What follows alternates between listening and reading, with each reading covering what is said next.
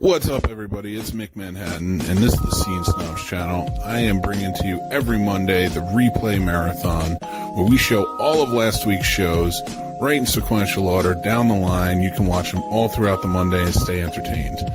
So make sure you're checking us out on the Facebook page every Monday, starting at 9 a.m. All right, thanks, everybody. And if you missed any of the shows, make sure you head over to thescenesnobs.com, where we have links to everything. Take care.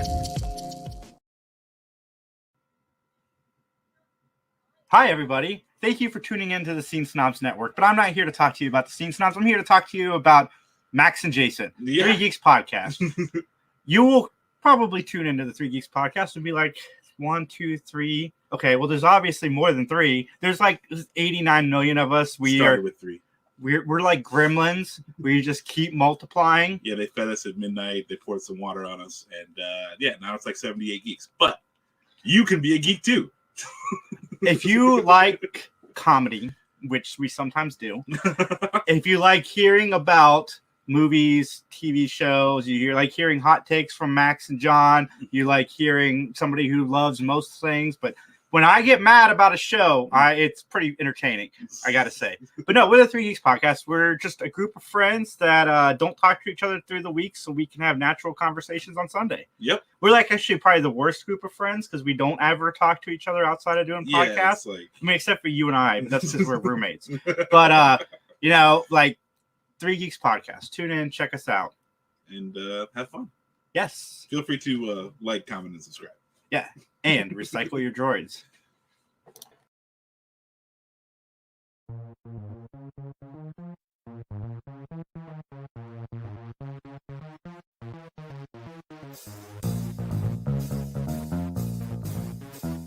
Hey everyone, it's John Orlando from the PVD Cast, and I wanted to take a few moments of your time to let you know where you can find the PVD Cast. The online home of yours truly, PVDcast.com, is a great place to go, but it's also available through all the major podcasting platforms like Apple Podcasts, Stitcher Radio, Spotify, etc. There's also live broadcasts of the PVD Cast every single week.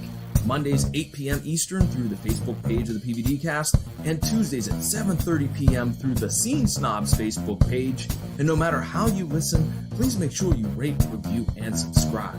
And with that, I will chat at each and every one of you later.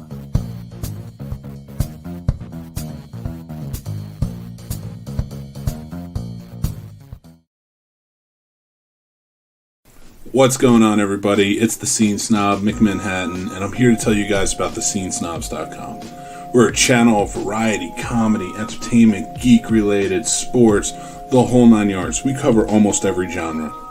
And we have so many great shows to choose from. We have shows like the Scene Snobs Podcast, BTB Podcast, The Guapo Show, the Sports Snobs Podcast, the PVD Cast, Jeff Dwoskin presents Crossing the Streams, the Three Geeks Podcast, the Fandom Effect. We probably have the only Matlock-based podcast called Matt Talk, and we're introducing new shows all the time. We have new shows coming up like the Ear Hustling Podcast, Carpool Shenanigans, and of course, From Some Nobodies, Twitching Upstream, and Talking Upstream. So come on, check out thescenesnobs.com, enjoy it, and please leave feedback. Like, follow, subscribe us, and just let us know what you think. We love to have all the interaction. So I, again, am the Scene Snob, Mick Manhattan. Check out thescenesnobs.com. You can follow us anywhere on social media at The Scene Snob, and we will talk to you guys soon. Take care. Hey everybody, it's CJ Graham, Jason Voorhees. That's right, Friday the 13th, Part 6. And you're listening to thescenesnobs.com.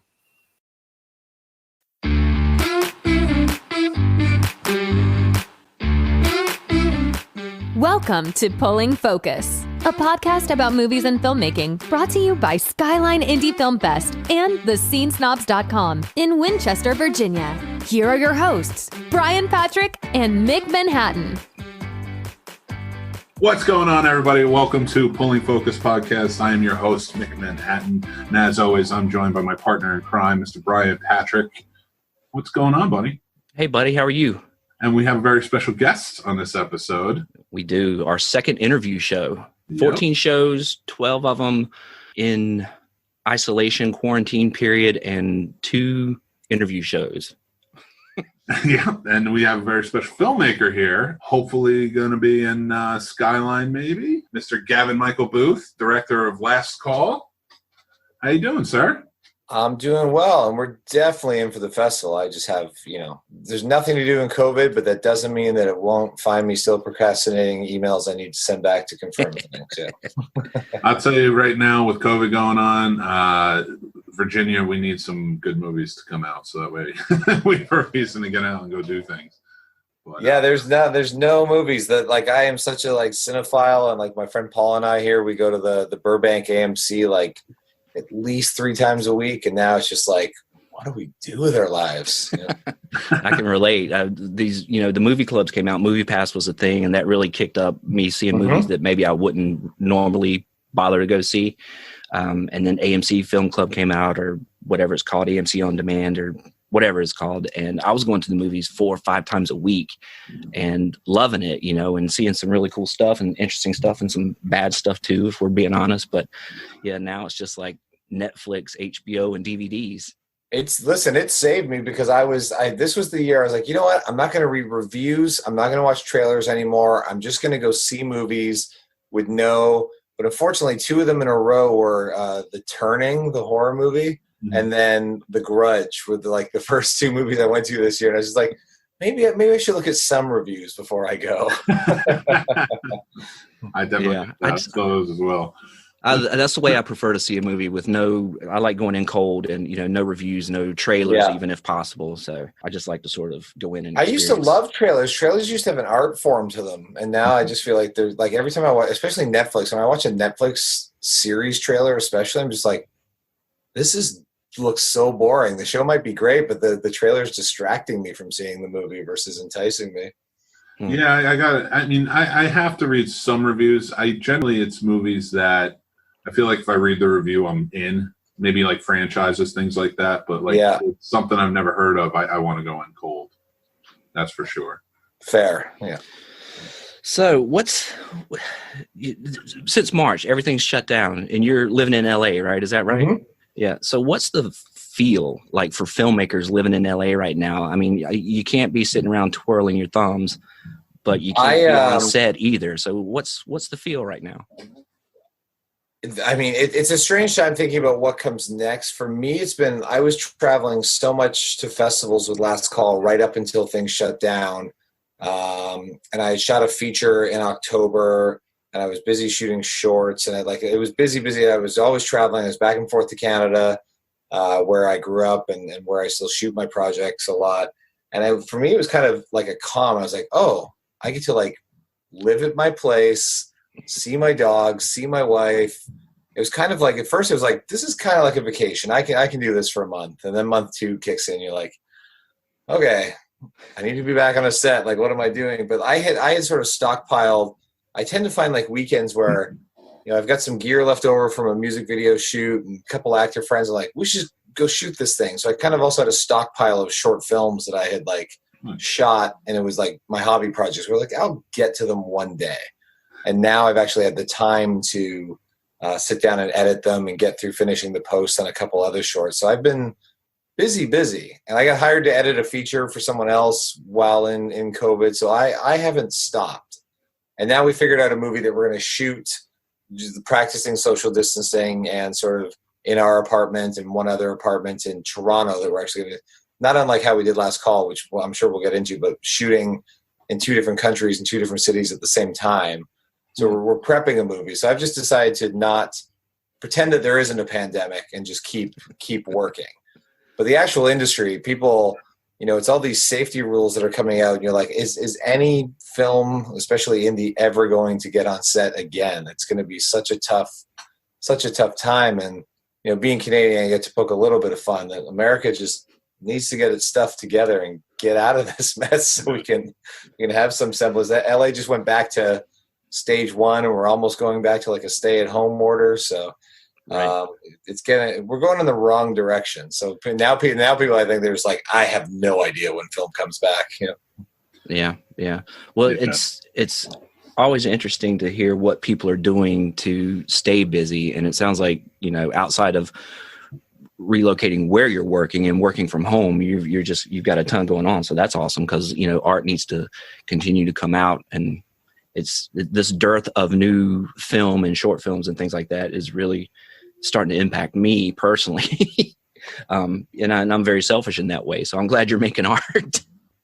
I'm trying. That's there's all the, and then there's always the what I call like the hopeful indie rumor where like, oh, well, I guess if studios can't make movies, then all the indie movies that are out there on festival circuits, they're all going to get bought by Netflix. We're all going to be millionaires. I'm like, let's see. I'm pretty sure Netflix is also like churns out like 300 TV shows a year or something crazy. So like, I'm pretty sure they have a stockpile to burn through before they dry up.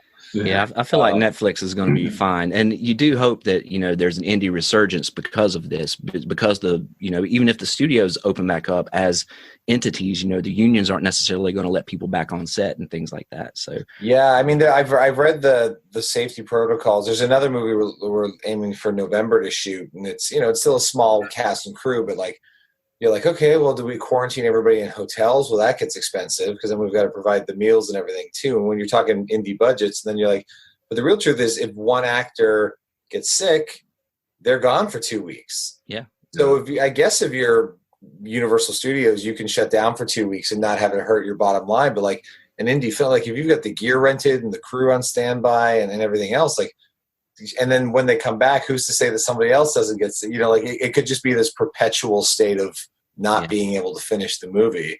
And then obviously your insurance won't cover COVID. So, if you shut down for a COVID related reason, your insurance means nothing. So you can't call on that.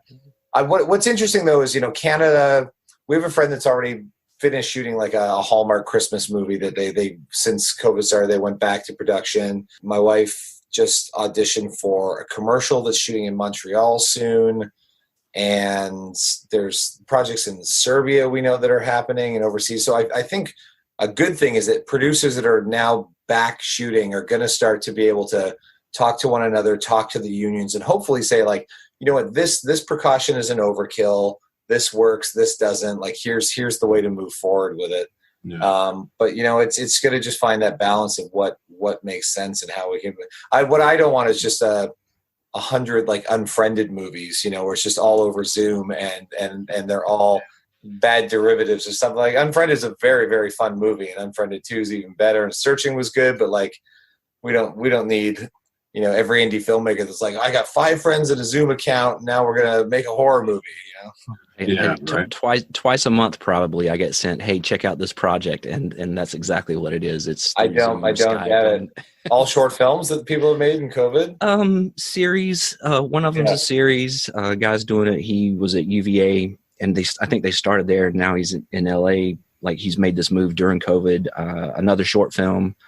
But a lot of web series type stuff. Well, web series is I think it's Latin for no one's watching. There was a great joke in, do you remember that movie, The Incredible Burt Wonderson, I think it was called, with Jim Carrey? And it was like him and Steve Carell they're dueling magicians in Vegas. It's supposed to be kind of like a Siegfried and Roy and a Chris Angel. There's a bit in that where Jay Moore is at the bar with like Jim Carrey playing like this cool rock star. He's like, oh my God, I'm such a fan of yours. I do magic too. He goes, well, what are you doing with your career? He goes, well, I do these webisodes. He's like, what are webisodes? He goes, well, it's great. It's like you get to have your own TV show on the internet, and like you don't have to wait for studio approval. You get to do whatever you want. You put it out there to have nobody watch it. You all this work and pay all this money to have nobody watch it. I almost spit my pop out in the movie theater. It's just like that's the most honest assessment of web series I've ever heard. Yeah, sure. But I kind of go into Last Call a little bit. I had a couple questions. Now, with your editing, I know you edit all of your own films, correct? Yeah. And now with Last Call, when you shot this, how much of it was it all pre-planned to do split screen like that? Was that the plan from the beginning, or? So Last Call, I guess I should explain it too, is a movie shot in split screen. So the entire movie, you're watching two sides of a story unfold at the same time in a single take. So we wanted to take the challenge of making a single take movie, which I will say, everybody goes, it's a gimmick. And then I'm like, hopefully people have been liking the movie. So yes, it can be a gimmick, but it's for us, we said, what's a situation, what's a script, what's a story where not breaking the camera would actually add to what's happening on screen. And, the simplest pitch is man calls suicide hotline, misdials because he's been drinking by one digit, and gets connected to a random stranger. And this woman on the other side of the phone, when she realizes what he's up to, decides to not hang up and try to change the outcome of this man's decision. So you're watching both sides of their lives. So the way we shot it, we actually had 2 camera crews in 2 different parts of the city rolling at the same time. So they're the 2 actors are actually acting over a live telephone call from different. A lot of people think we shot one side then matched the other side to it, but from action to cut at the end of the movie, there's no stitched clips together or hiding cuts behind walls or anything. It's literally 2 single take movies happening at the same time that were then in post just lined up next to one another. So a single take wasn't hard enough, so you do 2 single takes simultaneously. Yeah, if you're gonna do it. I felt I didn't have enough gray hairs. I just wanted a few more for the collection. Just get it over with. Yeah. Well, I want to give a lot of credit on that, especially the sound in the film. I really liked how you did it. How you're going in and out until they get to that connected phone call, and then you did everything through phone call. Through the sound of what it would sound like on a phone, and I really appreciated that. We did actually record the phone line as well, because I thought at one point I was like, it might be really neat to just have that sound for the whole movie. So like as an audience, it's very voyeuristic. It's almost like if your parents were on the phone, you picked up like the extended line in the basement or whatever when you were a kid, and we're like, maybe that's the voyeuristic approach. But if you record phone lines, are not high definition audio recordings. They're not like they sound like garbage. So we're like, okay, we'll treat that in post. But to our credit, our lead sound guy, Joey Lavoie, and Chris McCon, we had to have a sound guy on each side of it. The actors have wireless labs on it, but we would double it up. We put 2. Because if one ruffled or fell out, like became on tape, we still had the backup. Because that was my thing. I said, I don't want to do ADR on this movie because it'll break from, if you're doing a one-take movie and then you're going to patch in and replace all these things, it sort of becomes disingenuous. So they managed to get that entire movie without us needing a single line recording of ADR. So they managed to get every single second of dialogue on the go in the same single take, which was wild. And then my sound designer, George Flores, does, cleans it up, makes it sound as good as it does, And that was some of the challenges because, typically when you make a movie, you have the process of room tone where you're like, oh, you got to have this just the room sound. There's always like that hollow sound of the room, or if you're in a field, you've got the crickets chirping or whatever's happening. But we have 2 different stories. So we technically have 2 different room tones. She's in an office building. He's in an apartment. So we had to also build a common room tone that would make sense for both of them. And we played with things. We're like, well, maybe you can have this room tone coming out of the left speaker and this coming out of the right. And we tried it. Then your brain is just like, I hate this. I don't know what's wrong, but I know something's wrong. Yeah. That's really cool. Now directing that, I have to ask, how did you direct 2 actors on 2 different sides of the city? It's essentially like a stage play where we also did this on an incredibly low budget. So we had 10 days of rehearsal is all we could afford. And that's all the tech and camera rehearsal and the actor rehearsal. And then we had 4 days to film it and get it right. And then we were going to be pooched if we didn't. So we would spend the mornings for the first 3 or 4 days in the apartment, in Scott's apartment set. So Sarah, who plays Beth, would be in the apartment. She would just sit in a room with the door closed and act over the phone. But then I had them both in the same space, so we could stop, start, and adjust. And we had to block out Scott's entire path of where he was going to walk, where he was going to sit, and just get the rehearsing going. And then we'd spend the afternoons at the college, looking at, okay, if Scott sat here, then let's have her walk over here. And we just build out the blocking. And he would just sit in an office at the college and call in, but they were both on the same set, so it was easier to try to keep them separated as much as possible when acting, versus because they were never going to see each other face to face on production. And then once we got comfortable with that, we started splitting it. But what we would do is we would film every rehearsal. So all the rehearsals, the camera crew was there because they have to rehearse as well. Sure. So we would film all the rehearsals, and then it's like a sports game tape. I would take that rough cut, and edit it every night and then watch it. And then we could all sit around and be like, adjust the focus there, change the lighting there. Like when he's saying this, then you should react like this, and just trying to find all the moments. And we would just keep, and then every day just go again and again and again and again and tape it all and just review it. And basically just not sleep for 10 days until we were ready to start shooting. Yeah. So with all that rehearsal, how many attempts did you have before you got it in the single take? So our schedule over those I say 4 days, it's technically 4 nights, was we were going to shoot it twice per night and then have 8 takes to choose from was the goal. And then we would have to pick the one that lived as the movie. We managed to get 5 full takes, complete run-throughs of the movie, 3 disastrous false starts or usually I ended up camera operating one side of it.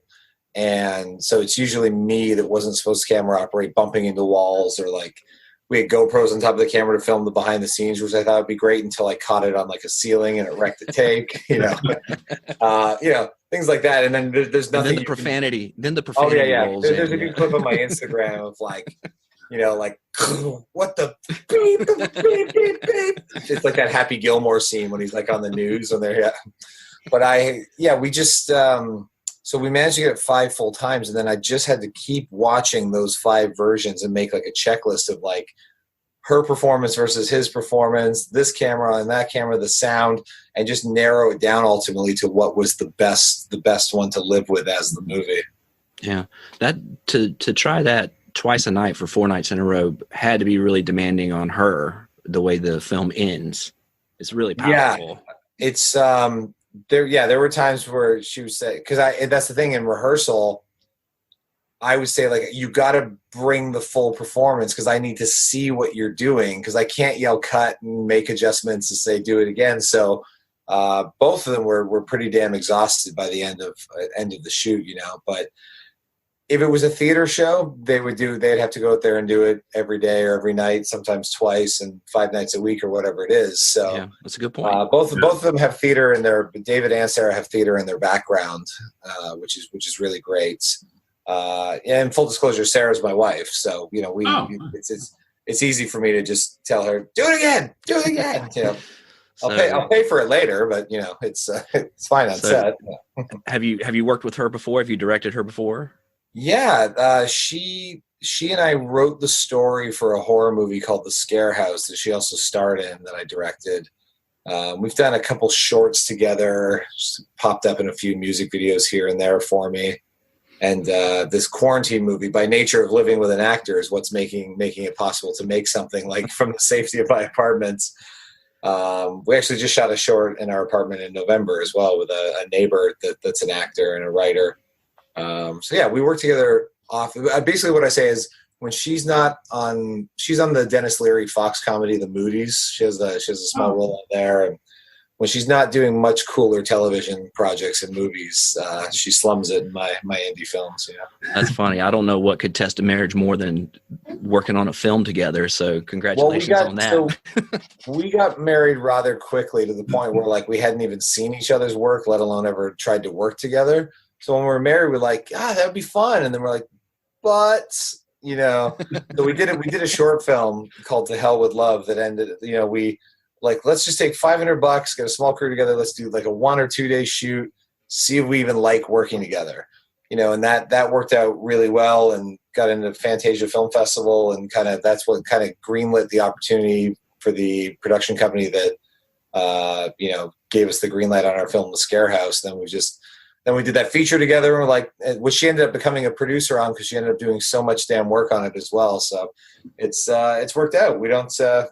We can fight on set all we want, like creatively fight, and it doesn't carry over. Like when we get in the car to drive home, it's just like, no, that's done. Yeah, work day's over. Yeah. Last Call, it starts out in that split screen and it's top and bottom, and then you have like that wipe that takes it side by side. Mm-hmm, yeah. I like to try to read meaning and importance into things. Was that why do that transition? And then at the end, it goes the other way. Yeah, so you got the movie, even though it's split screen, it does, it rotates. So there are a couple things there. First, just out of like, I had an incredible fear that people would be bored stiff of just this split screen movie for the entire time. Right. So I thought if there's a way to subtly change the perspective, it might feel like a new scene. It might feel like a new camera angle or shot versus what you've been like, the camera's moving around. It's always changing. But so then I said, okay, well, that's the goal, not to bore people. So is there a logical point story-wise to change it? So what we came up with was when it's the horizontal split, the two characters are separated. They're not emotionally connected. They're not physically connected like over that telephone call. And then when it goes to vertical, it is them connected. Mm-hmm. But I just also like the idea, people hear split screen. I think you instantly assume vertical, and you're going to watch them like, well, if we can open the movie in a way that people don't expect. And then what ends up happening is because you actually kind of see that like rotation of the splits change. It doesn't cut because again, somebody would try to call that we hit a cut. Right. So it rotates into position. It is almost sort of like clock arms ticking on this. They've got this we're a real time movie. They've got this ticking time bomb situation of what could happen on this phone call. And we just thought that, and then it gave us also the ability by the end of the movie, it changes where, she started on the top, I don't even remember. I'm so bad at this. He started on the bottom and he started on the top. And then he started on the top. So yeah, he ends up sort of at rock bottom and on the bottom end of the screen.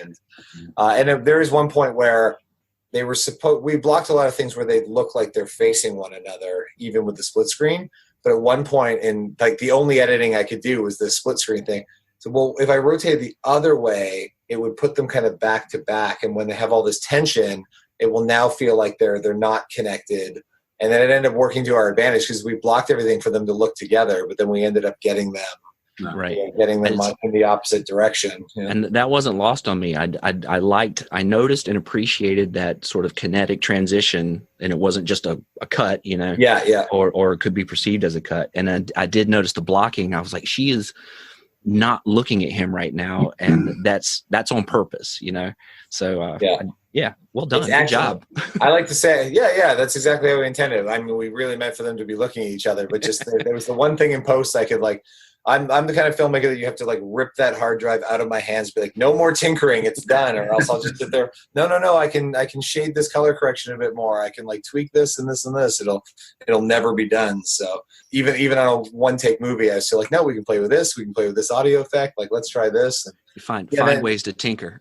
always until it's ready. And even we have a distribution deal for the film now, and I'm still gonna go. Don't tell David that I made the movie with and produced it with. I'm gonna go back in and tinker with some font changes for the opening credits and some other things I'm still gonna play with. So the festival version is a one-time experience, and then I'm gonna George Lucas it. I'm gonna go in and special edition it up. With the locations that you shot and based on the characters. Mm-hmm. What I really liked about it too is like when they open up and he's in the bar and she's in her car, she seems very contained. She's worried about one thing, driving to work, contained in her car while he's open and he's drinking. And but then it kind of turns around. She's in this big office building that she's kind of running all around. Like she had to work with her space, and she did. She did a great job. But he's also being what seems like he seemed like a really tall guy. He had a very small space to work with, and like he seemed the contained one at that time. So I was wondering, when you were writing it, was that sort of what you were going for in terms of the location?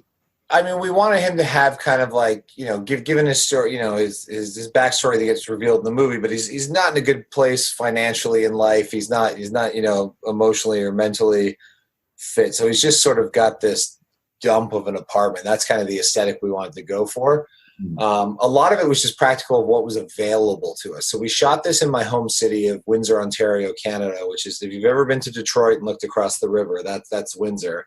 No. And when you watch Last Call, when the character Scott is on his balcony, the bridge that you see in the distance is the Ambassador Bridge that connects Windsor, Ontario and Detroit. So I went home. I thought, okay, I've shot movies here before. The city's been very, very generous. I would not be able to have the film career that I have without Windsor's generosity.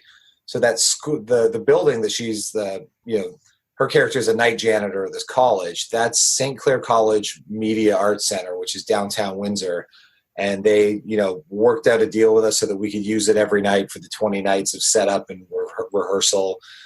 We were able to leave lighting up, which was like a key thing. We couldn't like tear down all the lighting every night, put it back up the next day. We would have never actually got to production, because that's the thing, again, with a one-take movie, you have to light all of the scenes and everything, and can't have a bulb flicker, can't have like a scrim or a gel or anything fall off in the middle of a take. Yeah. So we had to light and plan the whole thing. We had that school. And then I was like, okay, well, we need a bar, but the bar has to be walking distance from the apartment because we're never going to cut. We're not hiding cuts. So it was all about just, some of it was just dumb luck of finding that apartment that faced that direction with the balcony, with somebody who let us paint one of the walls in the apartment, move all the furniture out, put the furniture we wanted into the apartments. And the bar is actually my local watering hole. That's my friend Matt's bar, Vermouth in Windsor, and like my favorite spot. And it just looks so great on camera. It looks beautiful on camera, but we barely had to add any light into there. It already had that aesthetic. And Matt, that owns it as an actor, he plays the bartender in the movie, so he's in the film as well. And then so it was just about having those. And what was great is, even though we're shooting both sides in different parts of the city, those to the school and the apartment building and the bar aren't that far away from each other. So if we needed to send a runner from one side of the production to the other, or to meet up, so the school also became like our production office and where we go for lunch breaks and to kind of review takes. So it was, if we had been 10 miles apart or something, or 20 miles apart, and then had to keep meeting up, it would have just added probably days of production to the amount of time we would need to make everything happen. Yeah, just to kind of switch gears a little bit, because it reminds me of another project of yours that I was looking into after watching last call, was the film you did for Periscope 15. Yeah. And the reason I bring that up with this is because it seems like it's very similar in your preparation, how you would do both of those. And I wanted to see if, what did you take from doing a live movie Periscope and bring with you to doing something like last call? I'd say for both of these, I think on my website and just on Vimeo or YouTube, if you search, I do have the making of both of these projects. There's little videos available to watch.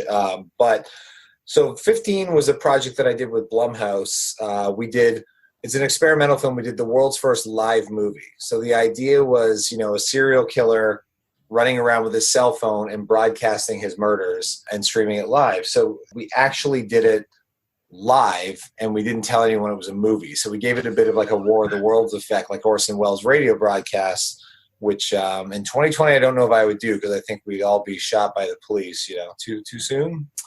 But yeah, the idea is that, our actor was the cameraman, Neil Napier, that I work with a lot. I love Neil. He was playing the serial killer. He was also actually live broadcasting from the phone, but that meant he could read the comments coming in on Periscope and go off script and also interact with the audience to add to the live experience. Because somebody would say, like, if there was like Userman Superman 325, be like, this is fake, this is BS. And he'd be like, oh yeah, Superman 325, I'll kill your family next. And like, what? No, and then people were like adding to it, like, who is this guy? Where is he? And the whole premise was, it was called 15 because he would, the idea is supposed to be is like the 9th night of terror in LA that this serial killer's been going live. And he essentially says, you have 15 minutes to figure out where I am and before I kill again. So he's kind of like putting on, and we have it that the media has dubbed him Truman, like the Truman Show, because he's doing this live broadcast thing. And, so he's stalking these two girls. And the idea is that if the audience doesn't figure out where he is and call the police, he'll get his way. Yeah. But the prep on that was, we only had 4 or 5 days to rehearse on that one. Shot it in the house that I was renting space in deeper in the valley up Van Nuys Way in Northridge. And we just had every that one we couldn't even stop and go over again. Everything had to go flawless to make it work. And that's Sarah again. That's my wife who's in that as well. She plays the heroine in that movie. So She has amazing theater background. I saw her in a play called Blackbird, which is a one act. It's like a 2-hour play, but no scene breaks, no intermission, one room, 2 actors. I'm like, okay, she can do this. She's perfect to do this kind of movie. And she's proven that in your movies, definitely. So that's awesome. Yeah, I think she. I like to say it's not nepotism. I really don't think it is to say that she deserves all the accolades she gets for Last Call. I feel like she kills that performance. She did a great job. I agree. Absolutely. It's a great performance. Absolutely. I would say as a janitor, if you take 12 minutes to finally get to work, that's a problem. But no. But as an actor, definitely. Maybe realistic. I don't know. I always wonder, like, I haven't had a job in a long time, but like if I was employing people, I'd be like, if I just had to sit and like look out at everybody on their cell phones all day long in an office, not getting any work done while they're like texting friends and on social media. I'm like, what is the actual productivity rate of the average American office? They've quit trying to calculate it. They've quit trying to calculate it. It's so terrible. And I work a cube farm job for a local health department, and I have a running hashtag on Facebook called Cube Life, and it's just, let's call them anecdotes. It's observations. And oh my God, if let's see who's listening to this. If they called me in Monday and said, "You're fired," I'd be like, I get it. Okay. Yep. That tracks. That makes sense. Yeah. And I can definitely attest to that because I've read it and I've been like, yeah, that's true. Honestly, even on film sets, it's, and not to discredit anybody in particular, just an example, you'll be like, hey, makeup artist, we need this, and you're sat at the monitor and they're right there, but they're on their phone. And, and you have to repeat yourself and like, oh, okay, let me go get that. It's like, and that's a 10-second delay. But when that happens 50 times a day for that crew person and 20 times for this crew person, and like, it just never, it ends up being hours of time that are just stolen. So we've been thinking about next sets just starting no cell phones. Yeah. Mick and I have touched on that kind of stuff before because we were talking about being inclusive and diverse on crews, which I think is important, but you end up finding crew that you work well with. And then you sort of coalesce into this team, and you don't want someone from outside to come in who you then have to, orientate or calibrate or fire or whatever. So I think it's really important to just set that work standard expectation, and if everybody's on board, great, because those seconds do add up to minutes and minutes do add up to hours, and that can. Yeah, and there's the right time for it. There's also plenty of downtime on a set, so it's like, sure, use your phone when I do. Like if there's a 5-minute period where a camera light's being changed and we know we're rehearsed and we don't need it, I'll check. So it's not a bad thing. It's just the overuse of it or using it at the wrong, like any scenario, just too much at any of the wrong times. The beautiful thing about hurry up and wait. Yeah, hurry up and wait is the industry's whole term. Like, we love this project you got. Can you write us 3 seasons of outlines for the TV show that we love, and then we'll talk. This is amazing. And then you send that. But we need it Monday, so it's like all weekend, like writing out 30 episode outlines. Send it. And it's like weeks, before you hear it. I find I love all my record labels that I work with, like my children, but like it'll be, we need this edit on this music video now. And like, okay, I'll cancel my vacation plans. I'll get it done. Here you go. Oh, we've decided to delay the release like 5 weeks. You're like, why? If I had 4 more weeks to edit this video, it would have been way more brilliant, Yeah. It's something like that is just the industry. Yeah, you just roll. That's what I say. It's just like every time you think you figured it out, there's a new rule or a new twist to the game, and you're just like, I feel like filmmaking is kind of like an escape room. Every time you go to pitch a project, you're just like, oh man, I opened this door and I thought I was out, and it's just another one. It's just another one. It just never ends. It's a labyrinth in here. My favorite saying about film, being on a film set, was, it's the one job I've always had where you can't wait to get home. But you can't wait to get back the next day. So it's definitely one of those things. Yeah, that's the thing, for all the struggle. Every time you finish a day of production and things went well, or wrap a project, you're like, yeah. And it is the best when the cast and crew can be your friends. And a lot of times we're making these indie films, so sometimes we're all living in like the same Airbnb or the same house quarters. So it really does become fun. We can share a drink at the end of the day, and it becomes a little bit like a family. That's part of what I think I'm going to miss in like COVID times. If everybody has to be quarantined, or you can't do, like you can't even like high five after a great take right now. And I'm like, oh, that's gonna be so weird, because I'm very excitable when things are going well. Like, or even just like pat my gaffer on the shoulder and be like, amazing, like just all of it's gone. It's gonna be weird. I'm gonna be like just like in my little isolation shield behind my monitor, like like from behind my mask. That's cool, Yeah, it's definitely changing things up, but there will be ways to get excited. But I wanted to kind of switch gears a little bit some more and talk to you about your influences. So I know you work a lot with music, and I know you've done some horror movies in the past. I figure since we talked about it earlier, but then with Last Call, it's very dramatic. So I kind of want to get a scope of like your influences in the industry. That I'm never in love with just one genre. Like I love horror movies. I was obsessed with horror movies as a kid, but like, it's very easy to get labeled in this industry of like, oh, you're the horror guy. It's like, well, yeah, but I also like sci-fi and like, so music videos, I've always loved just the form of music videos, and growing up being a fan of music videos. And I am a massive music fan. I love so many bands and going to concerts. Like that was my whole life coming up. So music videos was like the perfect marriage of getting to essentially make short films all of the time, pay some bills, and be in the music world where I don't have the musical talent to be a musician myself. So this is the next best thing. And I kind of kickstarted my career sneaking into concerts in Detroit with a fake media pass and like meeting bands and then eventually getting hired by those bands to shoot their tour videos. And that's the first thing that ever took me to LA to shoot a documentary about the making of an album. But influence wise, like, I mean, Spike Jonze is my hero. For him and Michel Gondry for music videos, just kind of taught me that like everything they did was completely different than the last concept. And so many times we think like of a director as like, oh yeah, that's the guy who does romantic comedies, or that guy makes sci-fi movies.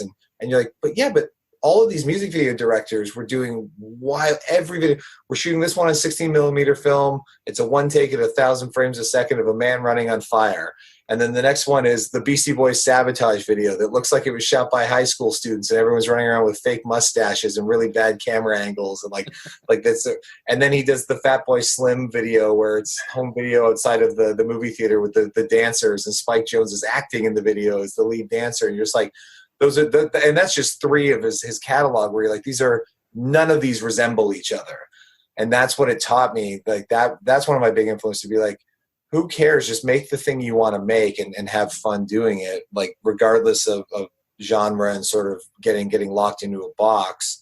And then narrative wise, I'm a child. I was born in the late 70s. So I'm a child of the Lucas era, the Indiana Jones and Star Wars and E.T.s, and like those are the movies. I still love them all today.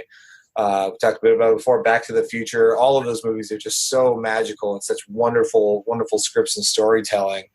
But then it's the filmmakers I discovered, like Richard Linklater.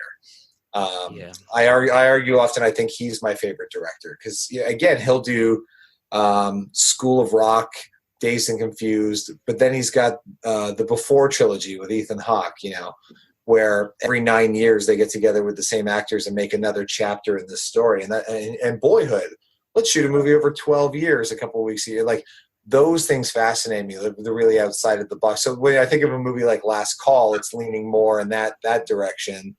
But then I just did a series of sci-fi shorts. So that's like feeding my, my beast of loving things like Black Mirror. And I don't know. I just think it's just a great time for creators and there's so many different formats now, right? Like short form, and you've got things like Quibi coming to market. Like there's no like set rules of like it's a 1 hour TV show or it's a 90-minute movie. It's like, even within a show, the episodes have different lengths now. You'll see a 50-minute episode on Netflix and an hour and 4-minute episode. Like, it does feel like the Wild West. And even formats, like I'm seeing more things where you're changing aspect ratio in the middle of a movie. Like, oh, the flashbacks will be Instagram 1:1 square, and then the rest of it is 2:3:5 cinematic. I'm like, this is this is really interesting. And people have been playing with that stuff in music videos and shorts forever. Yeah. But it's kind of crossing over to where people are just saying, like, yeah, it's out the window. You can do whatever, like movies like Lighthouse wouldn't have got made, where it's just like such a bizarre movie. But somebody like A24, somebody just went, why not? Throw it at the wall. We believe in it. Let's see it happen. So yeah. That's funny you bring up the aspect ratio. We had a submission in Skyline this year that started out square and like consistently moved until it got into 16:9, and it was just it was supposed to represent the lead character growing and being more accepting. Does it do it over the course of the whole movie? Yeah. Yep. There's the last what was the movie? Joel Edgerton. It's like a post-apocalypse movie. He's trying to keep his family safe. It comes at night. It comes at night. Mm-hmm. The last 15 minutes or 20 minutes of that movie, or half hour even, like the aspect ratio is slowly but surely squishing you down. Yeah, squishing you down and making you more like paranoid. Like I didn't even catch it till the second time I watched it. Suddenly I'm like, wait, this is like a 3-to-1 scope all of a sudden. But you don't see it changing. So yeah, things like that are that idea sounds really interesting. The idea that as the character grows, his world opens up a bit more. Yeah. It was I don't know. At some point it would have become obvious, but if it hadn't been in his cover letter, I don't know if I would have noticed it immediately.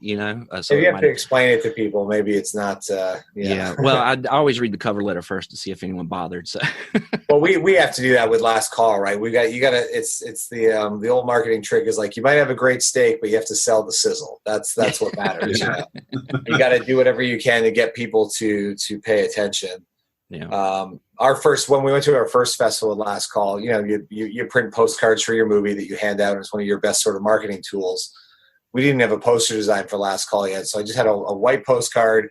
It had 6 laurels on it, and then in the middle it says placeholder for Last Call poster, like small font, like if it was like a design attempt. But the laurels, because everybody looks at the laurels as ooh, but if you looked close, it said Sundance official rejection.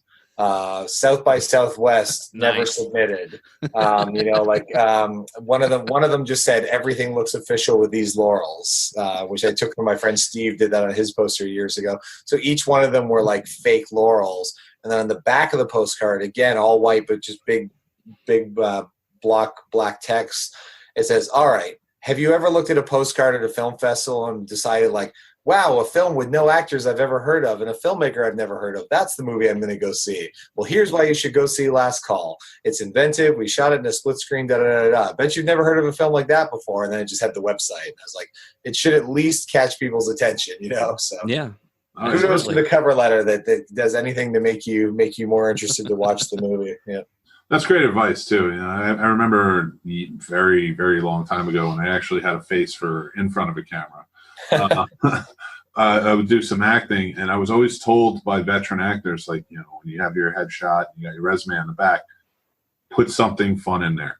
Put something like breathing, or put something that when they read it, they read it, because they're going to mention that to you. I will never forget this. I hope she never watches this. I won't name her by name, but I remember I met her in an audition.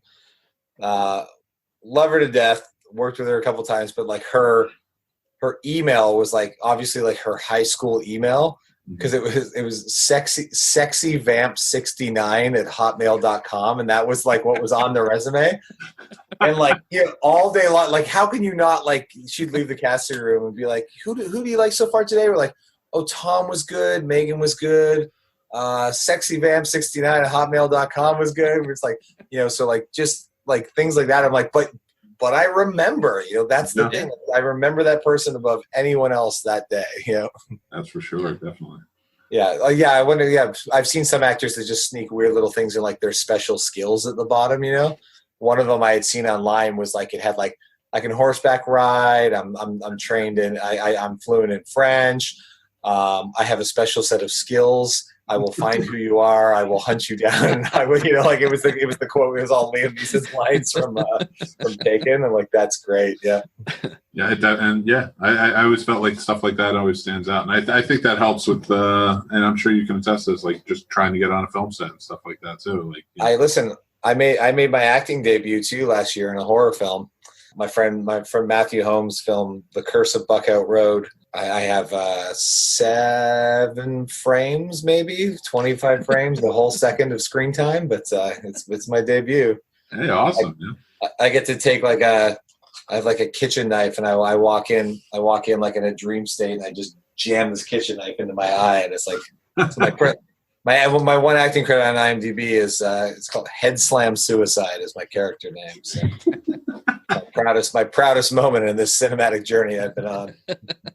So what's next for you? I know with COVID, like you said, you're working on some short things like that. So like, where are you on to next once things kind of get into a new normal, I guess? Yeah, I have a film called Primary that we shot back in October. We have a couple scenes left to shoot for that. It's a movie we describe as Once, that musical movie, meets Another Earth, the Britt Marling movie. It's a sci-fi band movie. It's a weird one. We shot it across Canada with a real band, my friend's band, 10 Kills the Pack. And it's about a band while they're on tour, and this global science fiction, this event happens to the world that they happen to be the first witness to. And then it's all about how, not unlike COVID, all about how this global event changes life on Earth, but through the perspective of them and how it affects their songwriting and the band trying to stay together. So in post on that, with a couple scenes left to film, working on a film called, I'm allowed to say these titles? Yeah, I just can't. Let's just say there's some news coming out on Tuesday about 2 films. I won't name them, but there's 2 projects that are going to get announced on Tuesday, from what I understand. And one of those is this COVID project that we're looking at shooting. And all I'll say about that is we're shooting it not unlike Last Call. Like, it's going to be in 2 different places at the same time. I'm filming here in Los Angeles with Sarah acting. I'll do the cinematography in our place, so we don't have to involve any other crew. It's not a single take, but one of the other main elements is the other actor is in Toronto in her apartment, and her fiance is a cinematographer who shot my horror film, The Scare House. So they can shoot their unit in Toronto, and Sarah and her interact over the phone and FaceTime calls and things. And they're the 2 core characters. And then we have other characters that come in, but we're still respecting social distancing and everything else to make it happen. And so, yeah, it's a fun project. It was wrote completely out of this project. Would not have existed other than like Sarah and I sat here like, we got to make something while we're in lockdown, because at first we're like, we have no idea when lockdown is going to end. So let's no end in sight. And getting worse. Yeah. And then I had a music video come out today for that same band, 10 Kills the Pack, that I made the movie with, and some sci-fi short film called Link that we're in post-production on, and another horror short film called In These Parts, which we're just finishing up audio mixing. And then festivals. It's a weird time to think about submitting to festivals, but amen to everybody running them like yourself, and just trying to adapt like everyone else. Yeah, we'll see how it goes. I don't think Wild West is a good comparison, because it's like the outer limits of space or something. Everyone's just I feel guessing. It's a mess. I feel like there was always going to be a space for online festivals, and in the same way that I believe all school will be kids sitting at home in front of a computer and everything's learning, or some VR environment or whatever it is 20 years in the future. All we're doing is propelling all of these ideas that people have been playing with and just making, just crashing people into them and saying, figure it out, Yeah. And I saw, the CEO of Twitter saying, we don't ever need to go back to the office. Twitter is running fine with everybody working from home. And, Netflix has said that, 2021 will go back in the office, but it's not stopping productivity. I think a lot of companies will start figuring out, maybe we don't need this office, or maybe not the entire staff needs to be, here in this building. It's definitely gonna affect the real estate markets and, office real estate and, company staff numbers. People are figuring out it's truncated the uptake on the technology. Everyone's a Zoom official, a Zoom professional now. Yeah, I had never heard of Zoom until COVID started. Now it's remember Skype? It was a thing, you know? Yeah. Who's benefited more than Zoom from this pandemic? I know. Should have bought Zoom stock. Yeah. I had a friend of mine who's also a podcaster, and he has his own channel, and he's doing his videos, and he would always every Friday night have a bunch of people on, and it was on Zoom, and I'm like, I wonder how he does that. That's a great, get people from all over the country to jump on, and this is right before the pandemic broke wild, and I was like, I wonder how he does that. I got to figure that out, because that would be great to talk to people from all over and do interviews that way, and then you learn real quick. Yeah. Once, I know, it's funny.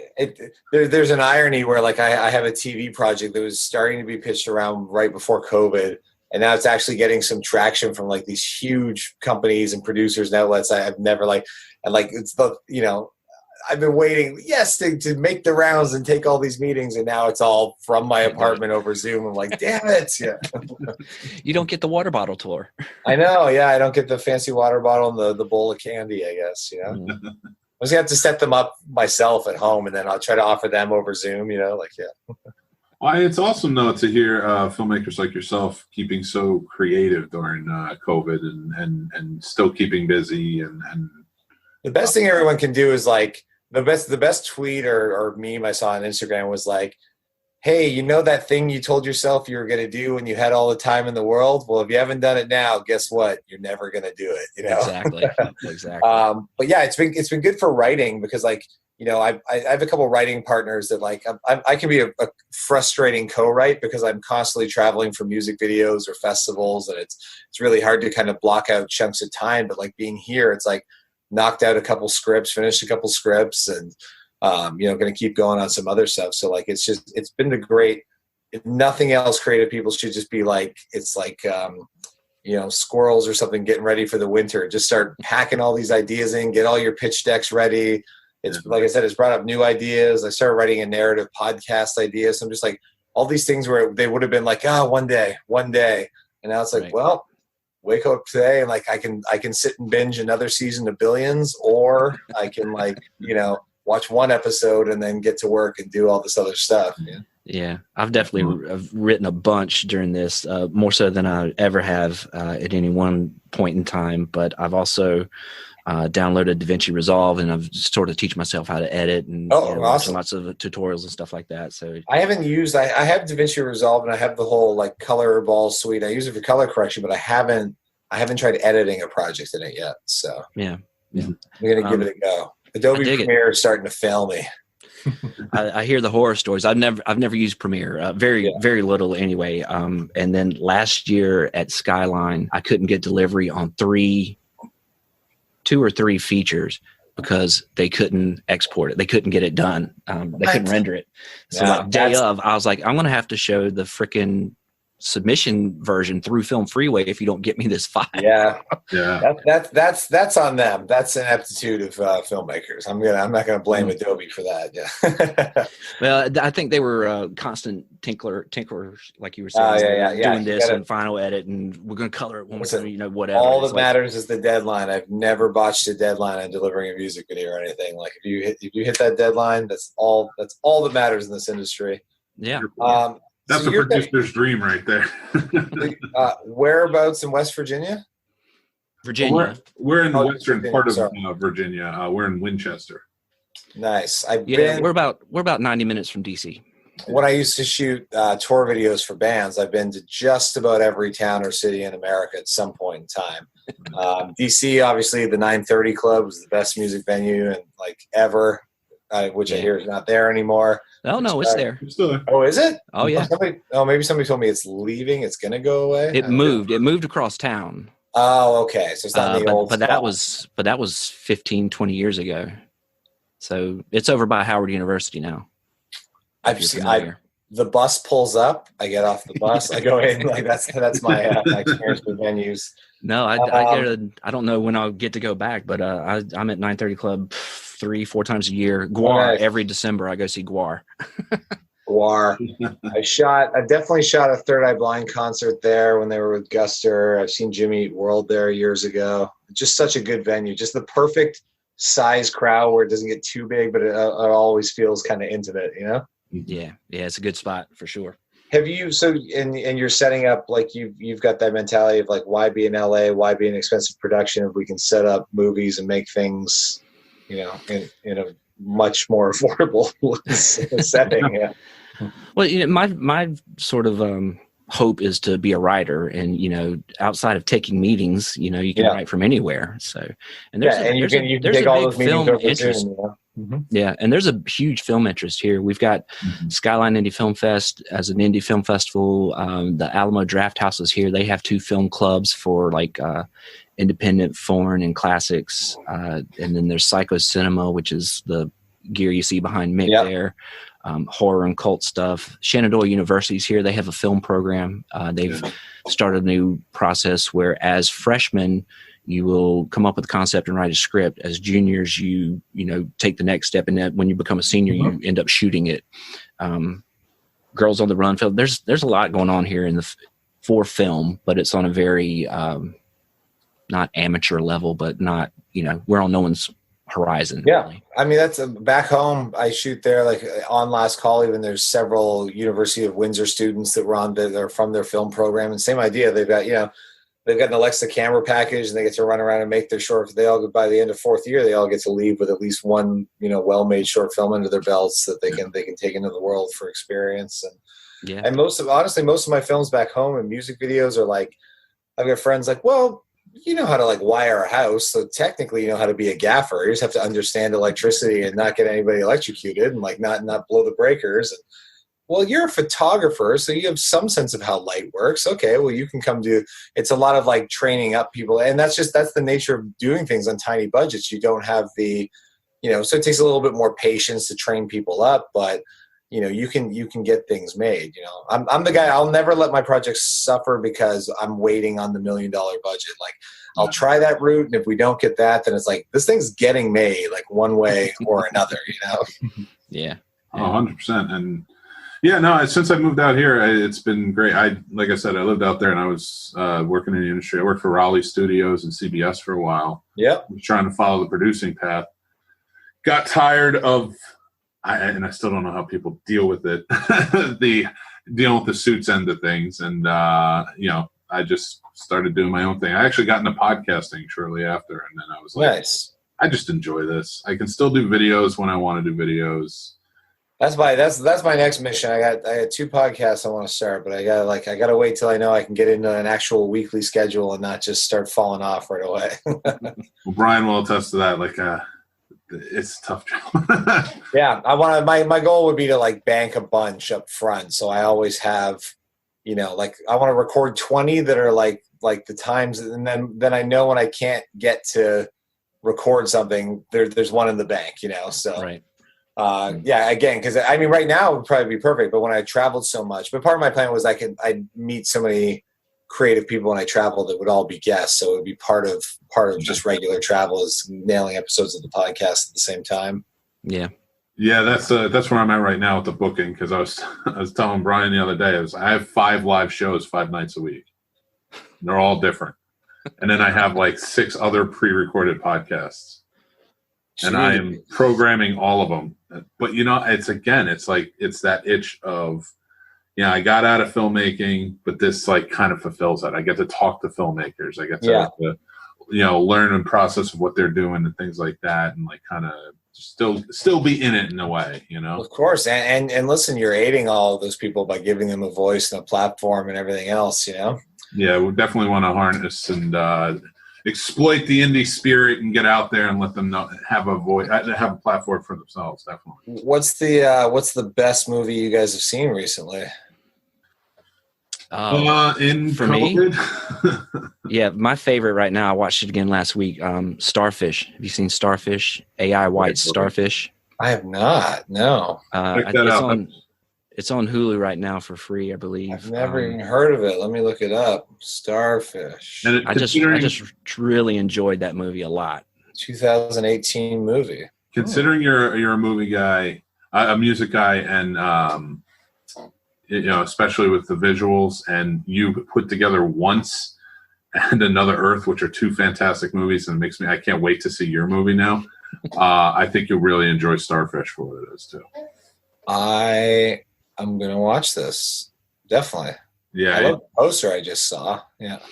he's a great guy, and we got to talk to him when he was in town, and just like his process of doing things too. On the bigger end of it, I just watched. Have you watched Palm Springs yet on Hulu? Yes, great movie. So much fun. It's like it's nothing you haven't seen before, but just packaged in such a fun way. You know, it was such a good ride. They did something with that, kind of like what you did with Last Call, and telling the different perspectives of their time loop period. And I really I appreciated more. Like I love Groundhog Day, great movie, but to see different perspectives going through it, I thought it was just fantastic. Yeah, it was super smart. And I luckily again I had not seen the trailer or read reviews, so I was like, loved it. I was pleasantly surprised. Yeah. Absolutely. Because I get a little cynical. You see, like, oh, this movie sold for $14 million at a film festival. You're like, oh, how good could it be? And I'm like, okay, it's pretty damn good. I actually read an article about Palm Springs. They said the Lonely Island crew produced it. And it's the highest sold movie in Sundance history. Because it wasn't Sundance. It was at the Palm Springs Film Festival that they sold it at, I think. Oh, was it Palm? I thought it was. Yeah. But yeah, it's the biggest independent film sale ever by 69 cents. I was about to say, wasn't it by just some change or something? Or yeah, they there was a $14 million sale for something, so they asked them to put it to write a check for $14.69 just to have happy out in the news. That was fantastic. And there's what's interesting with that, like those stories are like just those runaway movies. You're like, how? What I like the Lonely Island thing is the movie opens and it looks like the Sony Picture Classics logo, but it says Lonely Island Classics. Like, yeah. Like, you know, when a movie from frame one can get you laughing, you're like, okay, I'm in for something fun. Yeah. 100%. And I'm glad you brought that up because I just watched that the other day. It was great. It really did blow me away how great it was. Have you watched Relic yet with Emily Mortimer? I have not. I've heard good things. Good. It's interesting. Yeah. There's some stuff that's like, I'm like, I've kind of seen this before, but like it still has its own voice and does some interesting stuff. Yeah. Nice. But that's it's so hard to be unique. There's so many movies out there and so many influences and stuff like that. It's hard to find something wholly original. And I find that when I'm watching something for Skyline and deciding if it's going to be, or helping decide if it's going to be in the festival or not, that I try not to get too hung up on that. But personally, I'm like, oh, I've seen this, potentially not in all the films, but, I've seen this in this movie, or they've clearly seen and enjoyed this aspect of this other movie and things like that. Mm-hmm. So how do you, when you're making films and videos and stuff like that, how do you keep your originality high? By being constantly disappointed, by telling friends like, what I'm writing this movie right now. And they go like, haven't you seen this? And like, no, like, constantly. Well, that's exactly what it's like. It's like, I'll start writing something and then it's like, well, I should look into this a little more before I get too deep into it. And I go, oh, well, this is what I'm writing. All right. Scratch that. I have, the movie that we're aiming to do in November is a found footage movie. And you're suddenly like, okay, found footage has a bad stigma because it's usually done bad. But I'm like, after doing 15, like the live movie, I'm like, I really want to do a found. I love, like, when it's done right, Blair Witch, Paranormal Activity, like those the VHS 1 and 2 are brilliant.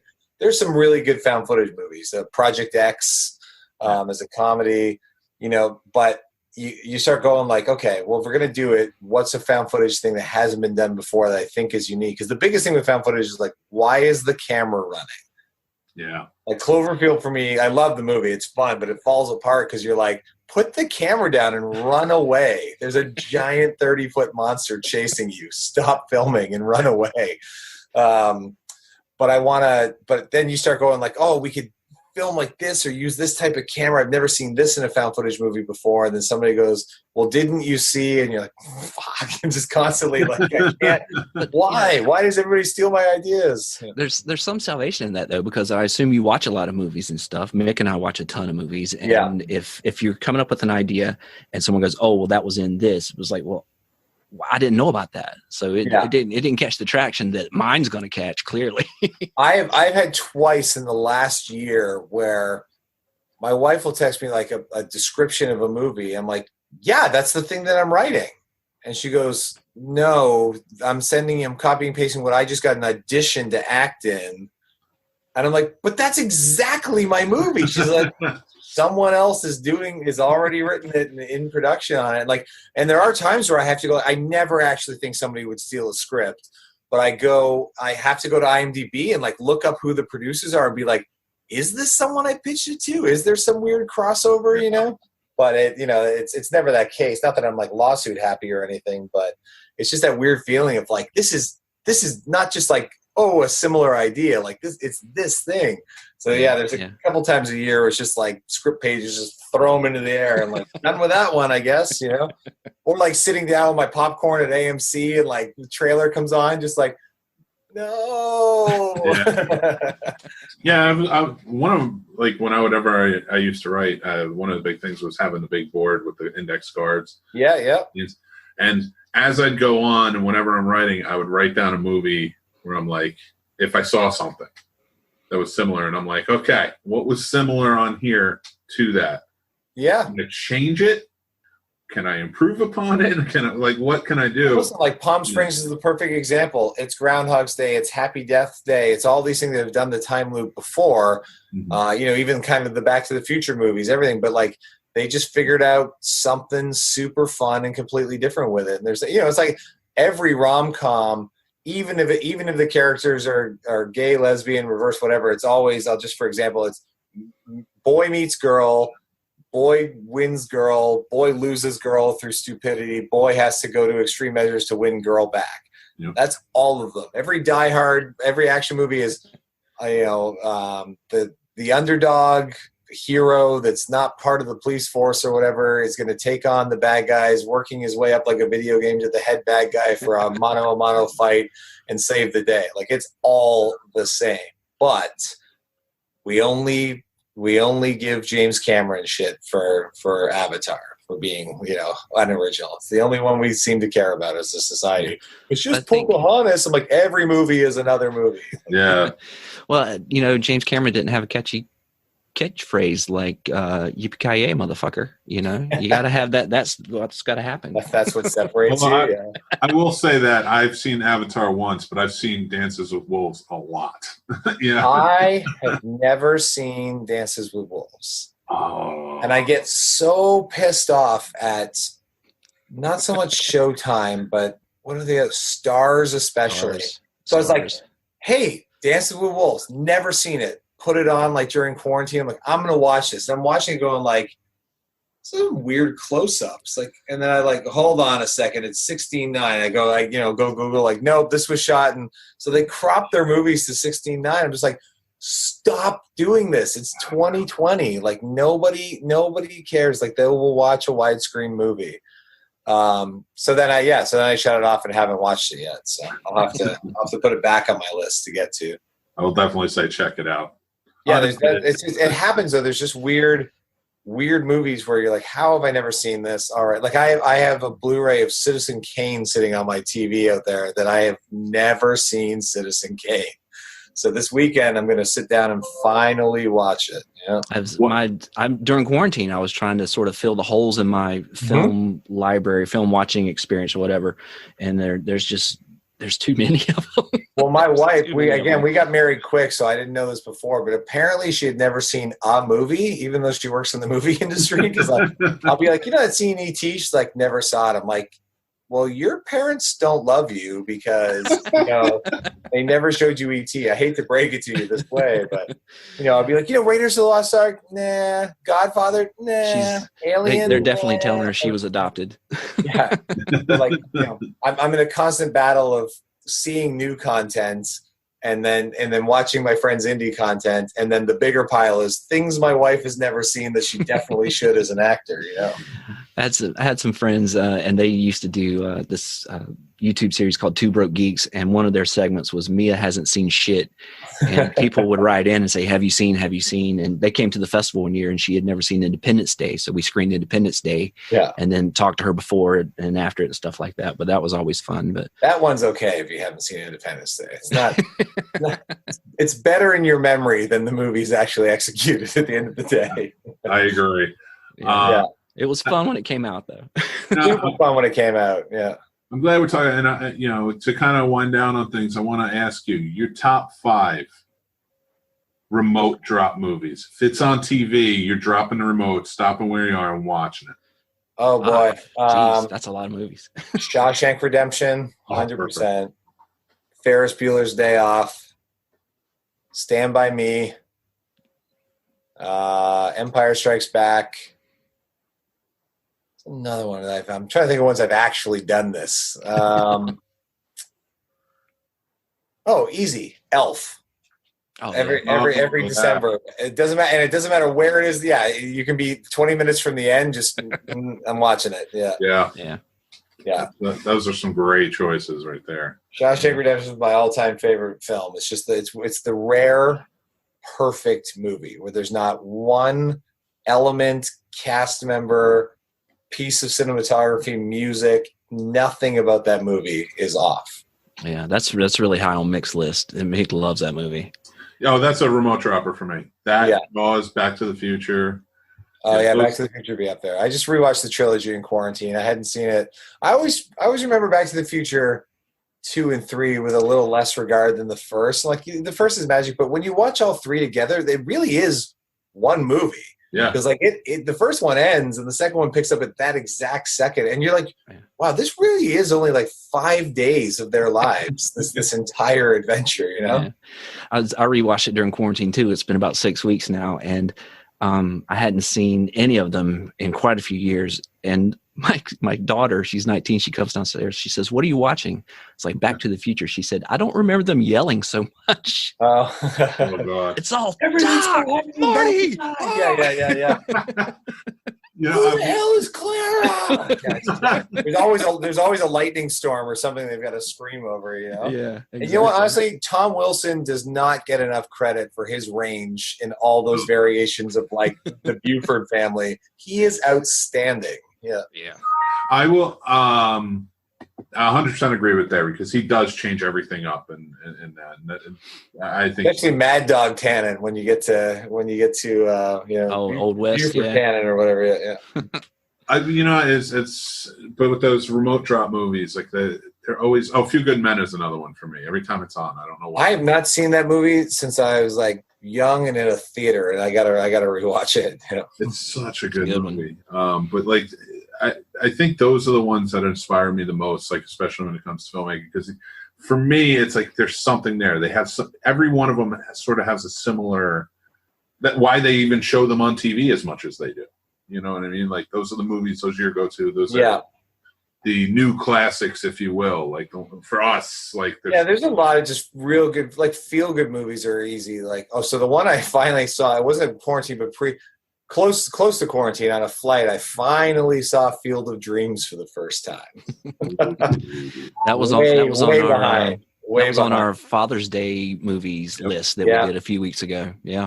That was one of only like 3 movies where they want to play catch and those tears start coming down. I'm like, okay, gotta go. There's only a few movies that get me that way. There's always father-son stuff too, but it's another good. I mean, Forrest Gump is like that. If that movie pops on, it's just so fun, you know. Like I feel like modern movies, it's rare to find something like that really has that magic that in some sort of something original to say. Like I don't know, the mid '90s for me. Maybe it's the age you are, like when you're in high school and college too. But like the mid to late '90s, like from Pulp Fiction to American Beauty, like that period of cinema for 4 or 5 years. There's just so much gold in there.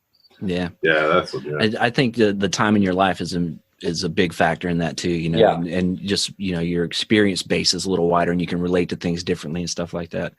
But I guess also the more and the older you get, the more music you've listened to, the more films you've seen, the more you have to compare it to. So there's also there's just less magic by nature because your senses are a bit numb. Like if I stopped watching movies for 10 years and then like watched whatever had just come out, I'd probably be like, oh, this is fascinating. But when you can be like, it's like these 3 things I watched on Netflix, last week. Yeah.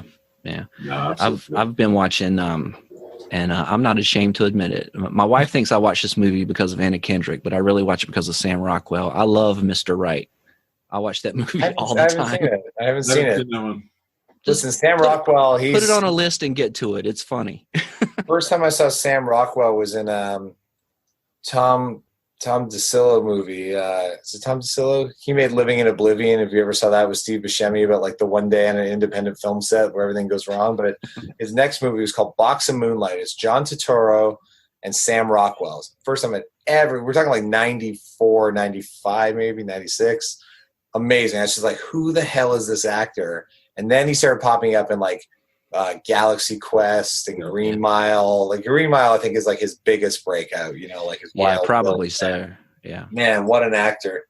There's a movie that blew me away in modern times. Was 3 Billboards. You know, outside Ebbing, Missouri. Yeah, really good. Holy cow. Yeah, him in that movie, he's so good. He's just despicable. Yeah. Does everybody remember his first movie? What's his very first movie? Teenage Mutant Ninja Turtles. That's right. Really? I forgot. I mean, I don't remember him in it, but I remember reading that. Yeah. Yeah, I didn't know that. No. Bug kid. Somebody, my friend Michael, who works in distribution, just sent me a YouTube link the other day. It was the Super Mario Brothers Ice Capades, but it was like a promo video for it. But it's hosted by Jason Bateman and Alyssa Milano, like in the 80s, and like I'm just like, what the hell happened here? You know? Yeah. Oh my God, it's funny you brought that up because I was just thinking about that. There was one in the 80s they made where it was just Jason Bateman and Justine Bateman and Ted Danson, and it was a how to deal with puberty and like a childhood predator safety video or something. You know where I saw that? I think it was on. Are you fans of Red Letter Media? Yeah, yeah. Mm-hmm. Yeah, like the Best of the Worst. I think it was on a Best of the Worst episode where they had that. I'm like, how did this happen? Yeah. And it's just Ted Danson weirdly leering in a chair with his legs over the edge. And listen, I would love an entire podcast. You should start this as your 19th podcast where you bring on celebrities, but you dig up like the strangest, weirdest things and just put in context, like, how was this allowed to happen? Like, Bruce Willis's music career, where he's got that music video that's awful, or the other Ricky Gervais and his 80s band, Shauna Dancing, like that. You're just like, that's a real. I thought it was fake. I'm like, this has to be fake. Like, nope, that's a real thing he did before he was an actor. Yeah. I spent a year in Japan when I was in the Marine Corps, and to see the celebrity spots and billboards and commercials and stuff, American celebrities in Asia, was really weird. Oh yeah, really like that. Weird. I mean, I think most of our introduction to that was like Lost in Translation. Yeah. Murray, you know. Yeah. But then you see sausage commercials are insane.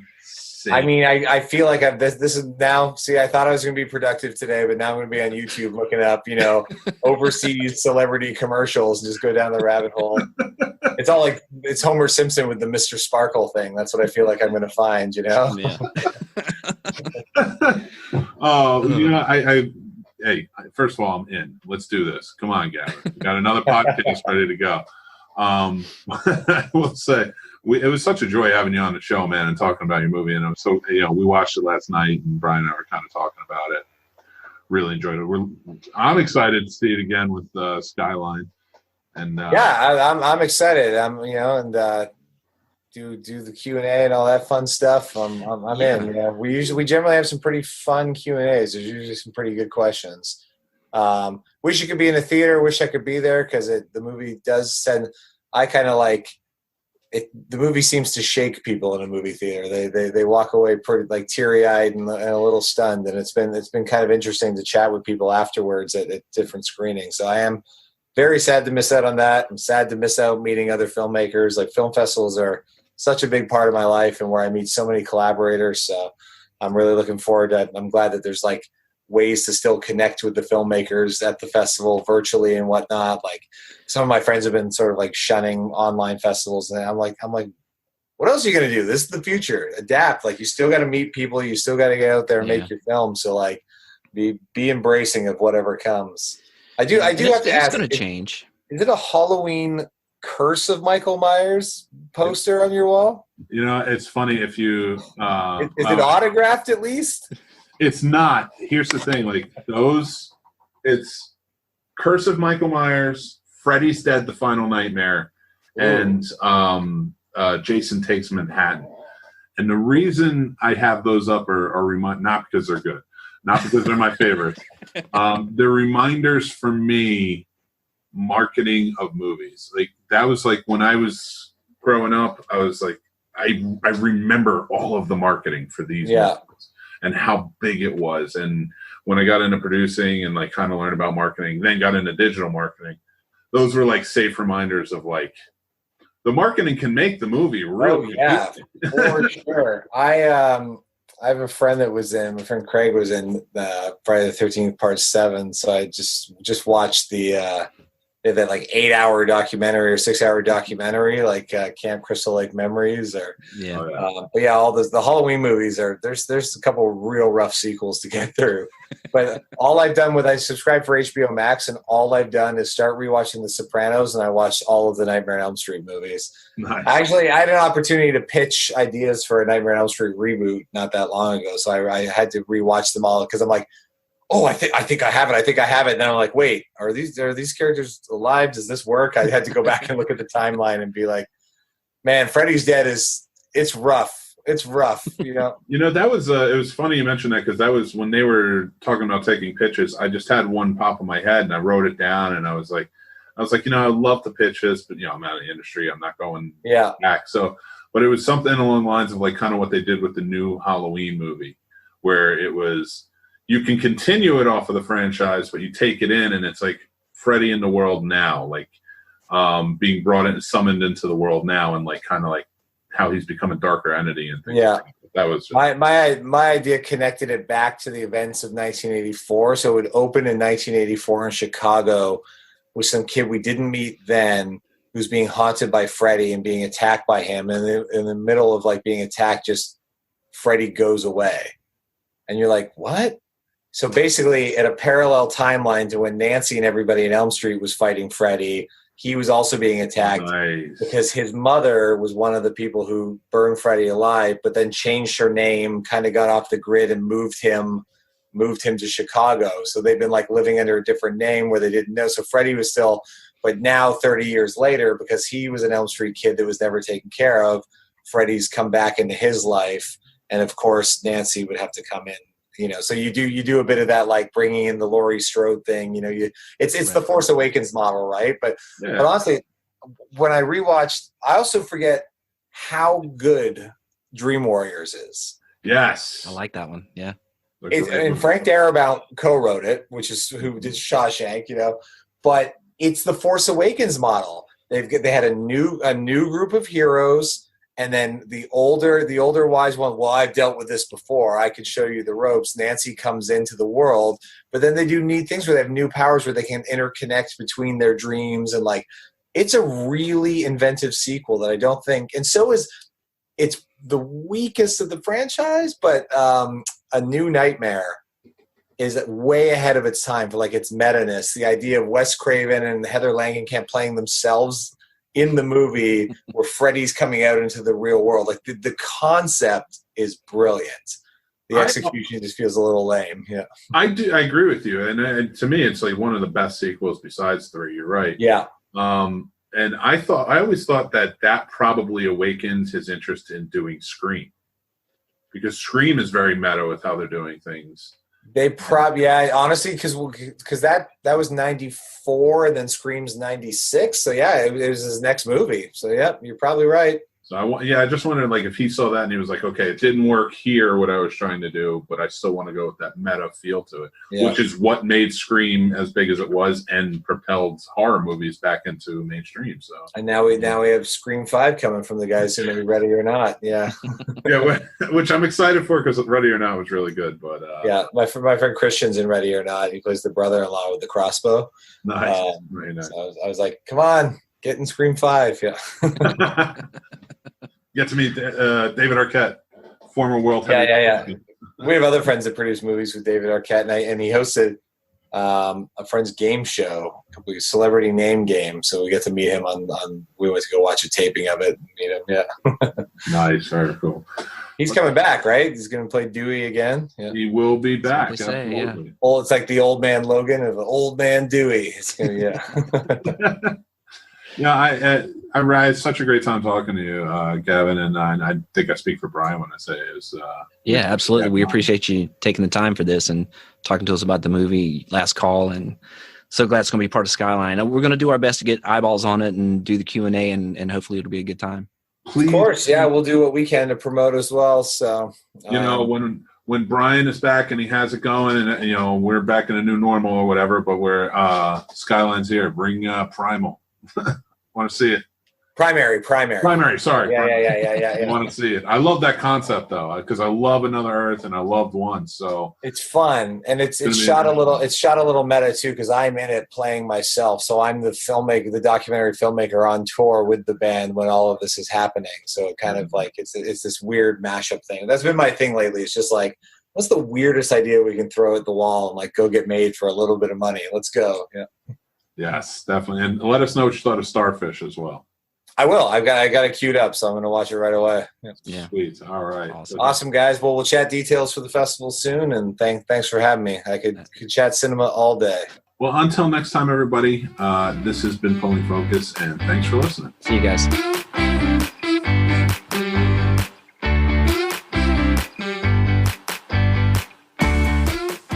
You've been listening to Pulling Focus with Brian Patrick and Mick Manhattan. Follow the show on Twitter and Instagram at Skyline Indie Film FE and at The Scene Snob. Please rate and review the show wherever you get your podcasts. Thanks for listening.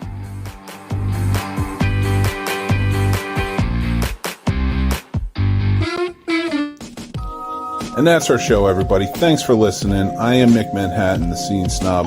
We always appreciate you guys tuning in and commenting along and everything else. Go check out this show or any of our other shows on thescenesnobs.com. Thescenesnobs.com. We love you. You guys are awesome. And if you would like, follow and subscribe to our social media. That really helps us go a long way. And please spread the word. Tell your friends. Have them come in. We love feedback and everything else. So everybody, you have a great day. Again, thanks for listening. Thescenesnobs.com. Take care, and I'll talk to you soon. Bye.